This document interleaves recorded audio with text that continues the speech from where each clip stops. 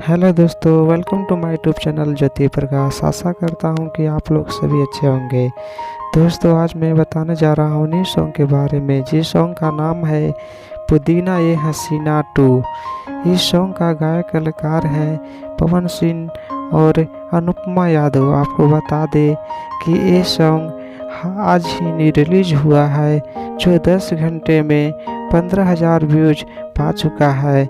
अगर आप गाना को नहीं सुने हैं तो यूट्यूब पर वेव म्यूजिक चैनल पर जाकर गाने को देख सकते हैं और सुन सकते हैं। अगर आप ये गाने को सुन चुके हैं तो कमेंट में ज़रूर बताएं कि ये गाना आपको कैसा लगा।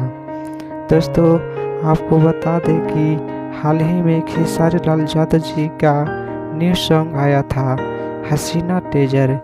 तो क्या आपकी राय है कि हसीना टेजर को ये सॉन्ग क्या मात दे सकती है या नहीं? कमेंट में ज़रूर बताएं। आशा करता हूँ कि दोस्तों ये वीडियो आप लोगों को अच्छा लगा हो।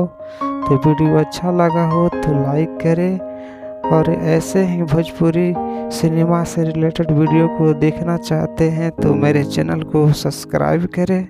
जय हिंद, जय भारत।